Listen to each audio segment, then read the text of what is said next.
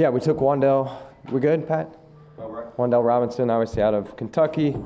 Good football player we've had our eye on. Again, generator with the ball in his hand, very good run after the catch, very good route runner, can separate, and for what we're going to do offensively, we thought he'd be a very good fit for us. Did you go into this day thinking, I want to trade down? Yes. And the reason for that is what? We just thought it was what was best for us, at this time. More picks would benefit us the most, we thought, based on who was on our board. So if you stayed at 36, would he have been the pick there, or did guys kind of come off in between? We had deals in place before we even got to 30, like before the draft started, so we were confident. I mean, we knew we could move back, so that was part of the plan. Both deals were in place, or? We had a couple deals in place, and then the one at 38 wasn't necessarily in place, but it was something that we talked about we'd potentially be able to do, and then we were able to do it. So. Seems to have a similar type of skill set to Kadarius. Does bringing him in impact Kadarius? Is that a bad thing? No, I'm not saying it's a bad thing. I'm just asking, does it impact his future? Yeah, no.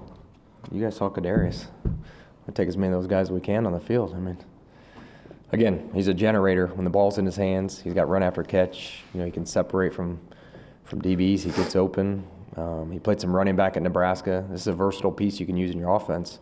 I think if you look at some of the other guys, just how you can use them, and if you look at Daboll's past or you look at Kafka's past, and in terms of the creativeness in their offense and the weapons that they can utilize, I think you can kind of see what the vision may look like. Brian, is he the kind of guy that you think of right now? You start thinking, okay, this, all different pieces already?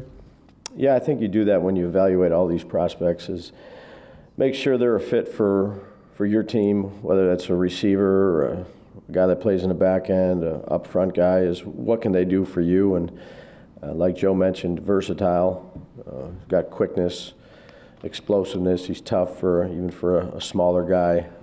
Been a very productive player, really going back to high school when he played there in Kentucky. So guy we're anxious to get our hands on and work with and implement into our scheme.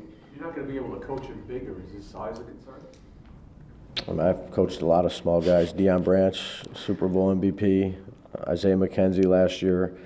I mean, your job as a receiver is to get open and catch the ball, however that may be. Some guys are, quicker. Some guys are faster. Some guys are bigger. But if they can find a way to generate and get open, then you use their skill set to the best of your ability. Joe, the question is going to be, especially after what was out there with Kadarius recently, would this potentially affect his future with the team at all? Did you view it that way? No, we like the player, and like I said, if he can be like Kadarius when he's on the field and he's healthy, then we'll take as many of those guys as we can. So, yeah, no. Yeah, Kadarius has had a good week. Did you expect Robinson to be available for you at this point? We were hoping so. Yeah, that was kind of part of the, when we looked at certain players that may be there, he was a guy we thought could potentially be there, and very clear vision for the player, and look forward to utilizing him. Brian, did you say Kadarius had a good week? Is that what Yeah, I said Kadarius had a good week. It was good to see him. Jumped right in and chugging along. Have you shut the door on trying to trade him? We were not shopping Kadarius Toney. You're not going to trade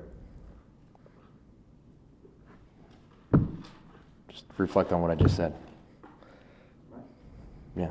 A cornerback went right before you made a pick. A who? A cornerback. Mm-hmm. Was he someone that was on your radar? It seemed like a guy that would fit with the need and things like that. Yeah, he's a guy we spent time on, and good football player.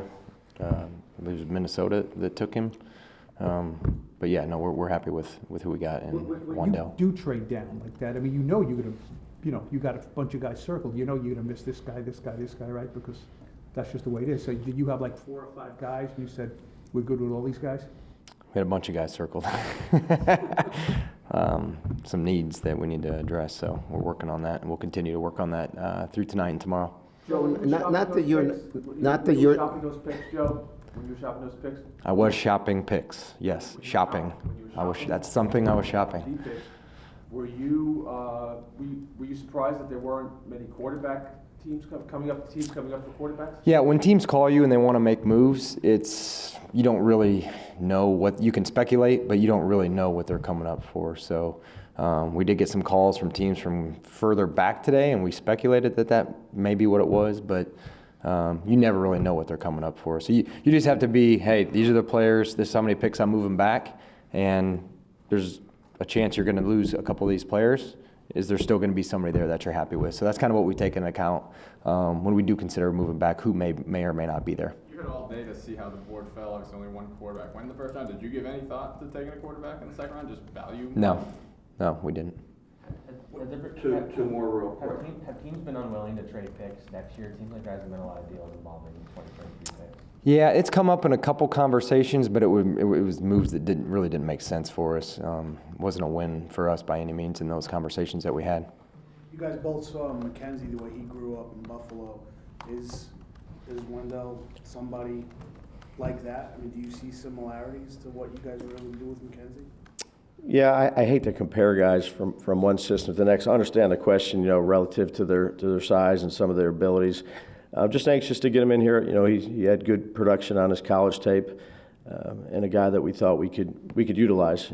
Some of it will probably be like Isaiah, I would assume, but I don't want to say that's for certain until we get him in the building. But he was excited. It was a good call. Brian, is this kid Robinson a slot, or is he slot outside too, or what?